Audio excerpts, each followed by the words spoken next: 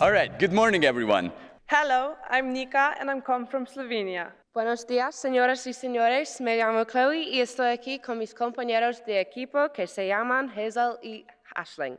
Good morning. My name is Karl Erik and I represent the high school of Rapina from Estonia. Greetings, everyone. We are very proud and also excited to be here and to be a small brick actually, of a huge building. As you know, Germany recently took a lot of refugees in, and my school gave some of them the opportunity to learn the language.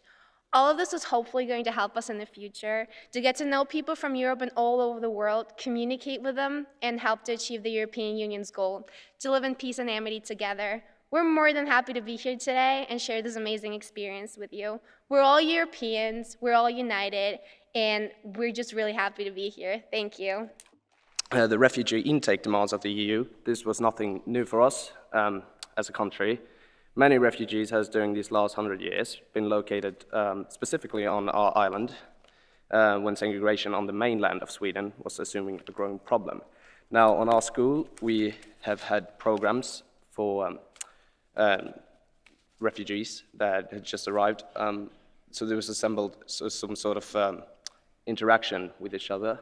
Words and ideas can change the world. You have unique opportunity to be here as the chosen ones. It is up to you whether you make this moment special. I can promise you, we will. Thank you.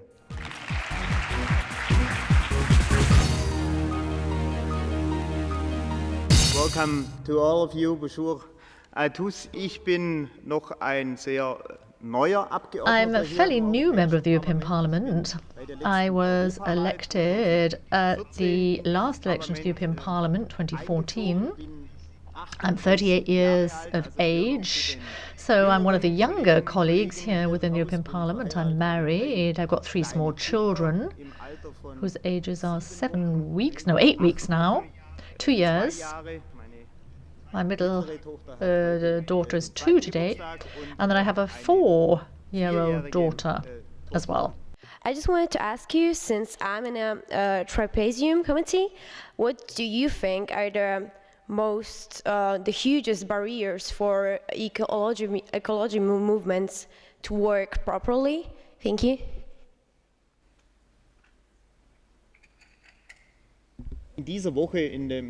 This week, here in the European Parliament, we have been discussing the ratification of the Paris Climate Treaty. That was the big issue this week. On Tuesday, I don't know whether you got wind of that, but here and down at the rostrum there, we had UN Secretary General Ban Ki-moon speaking to the European Parliament. And he made it quite clear that protecting the climate, speaking as a Christian, the protection or preservation of creation is proving to be of vital concern and something that is overlapping and affecting all policy areas. The EU has in the past, and I hope in the future will continue to play a pioneering role when it comes to climate issues. I think it's only right that we are pioneers here within the EU when it comes to climate change. I think we've got to sort of drag others with us or take others along with us in our attempts to do something about climate change. I think we have to ensure that we're all pulling in the same direction. Otherwise, we're going to just see relocation of industry to other regions of the world where they can emit more CO2 into the world's atmosphere. And of course, that cannot be the objective. So I think we're treading a rather sort of difficult course or path. As I say, I'm very much involved in farming. And when it comes to the future of organic farming, that's one of my responsibilities. And I know that organic farming looks very different from one country to another. In my own country and in Austria, organic farming is very much part of the picture. Almost every fifth farmer is an organic farmer. In Austria, in Baden-Württemberg, every 10th farmer is an organic farmer. Now, in yours, it might be every 50th, I think, possibly in Poland. So I think we can see that there are clear disparities. I mean, I don't want to interfere with any sort of national objectives, but I think if we ensure that the rules of the game are laid down quite clearly, then I think we can ensure through that even in your own home country some progress is made on that front. The UK is going to leave the EU next year. The EU lost a very wealthy member state. A lot of national political extreme parties suppose and argue that their country has to leave the EU as well. Does the EU prevent this issue, and how would you tackle it down? But my personal view, this is not the official position of my political party, is that we have to be careful here, because there are some people in the Parliament saying that now the UK is leaving, this is our golden opportunity to do more at a community level, to inject more Europe into the Union. So it's high time, or rather, at long last, we can do what the UK has been stopping us from doing for years. But I worry that that will lead the countries that I have just listed to start thinking that if that is the direction of travel now of the European Union, if that is where they are headed, then we really don't want to be part of it anymore. So basically what I'm saying is, if we now start to look at having a European community approach to social and health policy, for example, having, a European health system or European unemployment benefit, for example. I mean, I'm saying this deliberately because this is not the view of the whole of Parliament or my political party. This is a personal view. But I think if we go down that road, then we run a serious risk of having a situation in which those countries which are net contributors to the European Union wanting to leave the European Union because they will recoil from those kinds of ideas. So that is why we have to think carefully as to how these repercussions play out on the other member states of the European Union. In the countries where the refugees are many, there is a problem. It is the case of Germany. The cultural identity of these countries might be affected. Do you have a solution for that? My eldest daughter is 4 years old, and she goes to kindergarten, and there are 20 kids in her class at kindergarten, and of the 20 in her class, I'm not looking at this from a legalistic or formalistic matter, but if I just tot up how many of those kids have migrants for parents, then I would say that 15 out of the 20, 75% in other words, have a migrant background. We've got a lot of people from the former Soviet Union, so we've got the so-called Russian Germans, that's what we call them. So people who emigrated to Russia a long, long time ago and subsequently returned to Germany. Then you've got a lot of people originally from Turkey and from a whole host of other countries.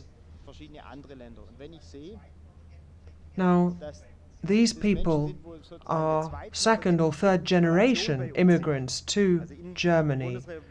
And I just look at the kids and look at the natural relationship that they have with one another.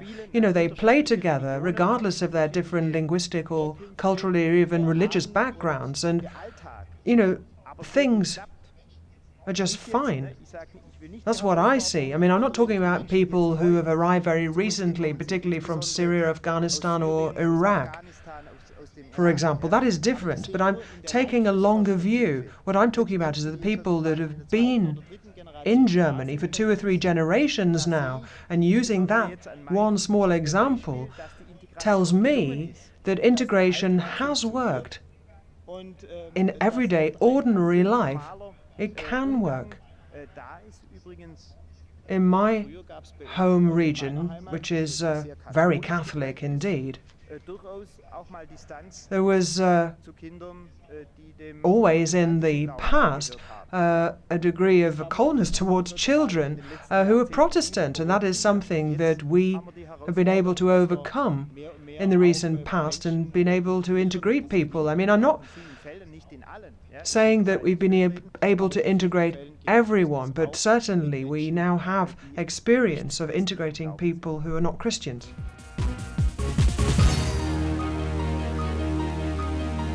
We came up with 4 main points that I'd like to share, we'd like to share with all of you. The first one was definitely about education, and that's with schools. We thought that a good idea to raise awareness about the environment and the problems and how to solve them would be to have environmental health classes, like as a subject, in all schools across Europe. We also thought of putting more litter bins for recycling in schools, and that way, from a young age, children would see that recycling is the right way to dispose of rubbish, and they'd be very clear on how to do that. We've also wanted to tackle the issues with food waste. So we really want to help people understand that just because something says sell by or use by doesn't mean that you have to throw it out once it's past that date.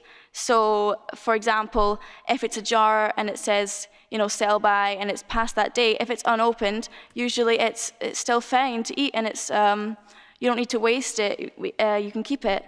Another thing would be for the shops, the supermarkets that have like a lot of food, they waste a lot. Instead of just putting that to waste and putting it to a good cause, maybe donating it to food banks, people with disadvantaged backgrounds, homeless shelters, things like that. We really were big on that. And also we're putting the food waste with to encourage supermarkets to stop, buying in too many things and looking at how much they're selling, knowing what's popular, things like that. And yeah, so that was what we talked about. My question is, to what extent can the European Union interfere with the school program in each country? Thank you.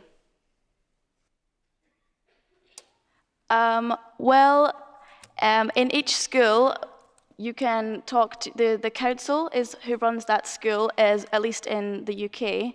And what we were thinking of is it's little policies that are really helpful, and basically the EU can't go in and make things compulsory.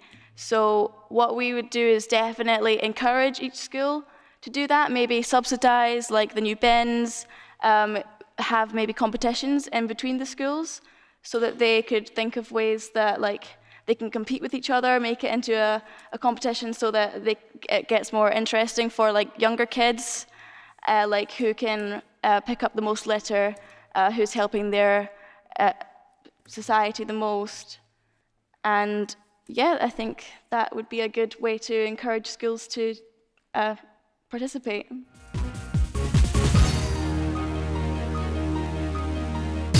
We did have a suggestion that to restrict human rights, to protect human rights, is a very weird thing to do. That's what one group thought.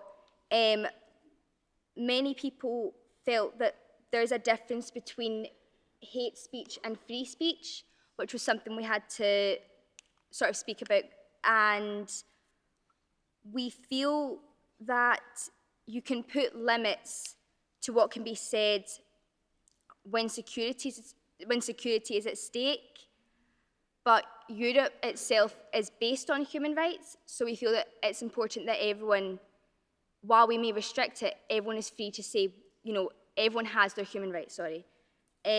So yeah, the overall for the first question was we do limit some rights. Moving on to the last question, should Europe limit freedom of expression in case of a security threat? We did have different opinions on this. One group suggested that we deserve the right to know if there's a security risk and if the police are going to stop it. People overall felt that diplomatic intervention to educate people on this is best as well. But the overall question, is it acceptable to restrict human rights when security is at risk? The vote was 45 were the majority that yes, we can restrict human rights. We did a vote about freedom of movement, and we said no, you can't restrict freedom of movement. We believe that the EU should invest more money in education in third world countries like in Africa or South America. By that, we can raise the country's living standards and make sure that the next generation, which is full of future world leaders, is educated. We encourage companies to move to third world countries to train local inhabitants so they can learn and show them opportunities to eventually become self-sufficient. Furthermore, we suggest the maintenance of the financial aid currently provided to these countries. The monetary donations must be managed by a group of individuals who have qualifications in the area in which the funds are going to be invested. The selection of these people must be made under strict rules and in a rigorous manner so the corruption and bad management situations can be avoided. It must be the European commissioners who hold the portfolio related to the area to which the funds are directed to elect the members of this management group. Education is a key to absolutely everything. If you have the knowledge, you can do anything to pass it on the next many generations to come. Thank you. You suggested companies to move to third world countries. Isn't that destroying the European economy and its roots? Thank you very much. We do not say they have to move to these countries. We say that they have to expand to these countries instead of expanding to Asia, because in this way we can give them subsidies to go there and train local inhabitants so that these people can eventually be self-sufficient and learn valuable knowledge on how to lead a company, or how to work in a big company.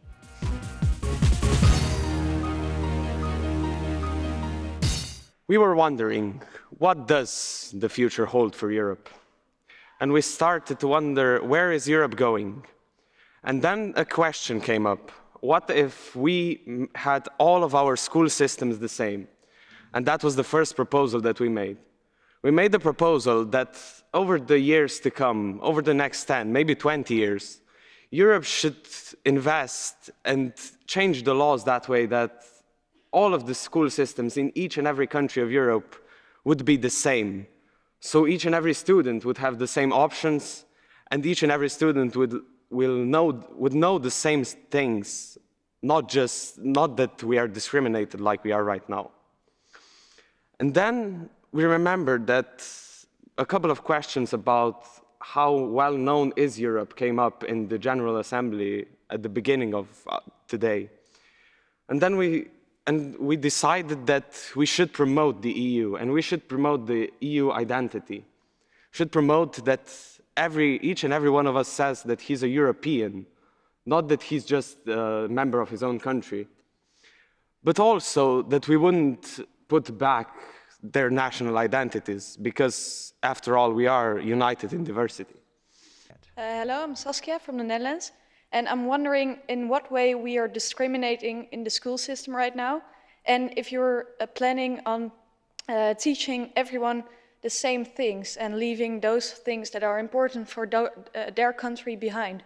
What would that help for the European Union? We figured out that school systems differ a very lot throughout European countries. We would at least unify them, and we wouldn't teach everyone the same things, because all in all, we decided that national identity, as we said, is very important to each individual. But we believe that some type of unity should be implemented in the European school system, because every student should have equal options.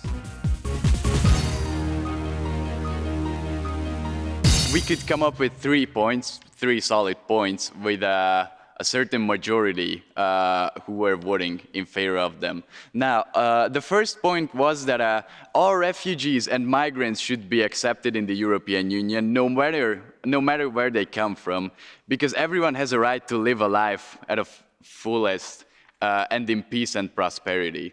Our second point was that refugees should be allocated to countries on a basis which is fair, looking at the economic circumstance of each country, their population, size of the country, etc. Point number 3 is the following: to successfully integrate everyone, native and refugees should be educated. Now, natives should be educated on the different cultures of the world, and the refugees should be educated on culture and language of a specific country. Thank you very much. How do you want to integrate people who don't share our values? For example, freedom of speech or gender equality. Thank you. The key is education in this matter. We should all educate refugees and natives about equality and the freedom of speech and every basic human right you can mention and you can come up with. As Nelson Mandela said, that education is basically the most important thing a society could have, and I subjectively completely agree with it. I hope that explains your question. Thank you very much. There was a lot of ideas thrown around, and we were deciding that education was a very central topic regarding this, just obviously because some were arguing that there was a lot of lacking of motivation, and there was a lacking of facilities for a lot of schools. Some were saying apprenticeships were vital, and for some schools, job opportunities elsewhere. Work experience. A few people were saying, like, some schools did and some schools didn't provide work experience, so that students were leaving secondary schools and they were going on to college, and then they were expected to understand, like, how to suddenly become an adult and work for themselves, and like they didn't realize the opportunities that they had. Like, for example, like they didn't have anyone to tell them how to go about things, like guidance counselors or any part of anyone helping them along. And it's a bit strange for me to quote, but just in American politics, the Great Society years ago was a huge motivational thing that was basically saying that the future of like society starts in the classroom. Education is so important to know, to help people develop and just be able to gain employment and work successfully. What I really noticed during the discussions is how different our school systems really were. And this, I'm obviously going a bit off point about youth employment, but that was very vital for this.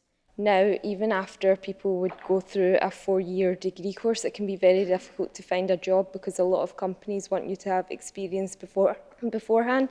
So do you think it should be made compulsory in schools to have a work experience programme? We were actually discussing that earlier. We think it's definitely important to implement some sort of work experience to give all students an example of how the work environment goes about and just how that whole system goes, because some students could be entering into a certain area of employment and suddenly realizing they have no background and no idea of what really to do. So I think, and our group were definitely discussing it, that it'd definitely be a good idea. Thank you.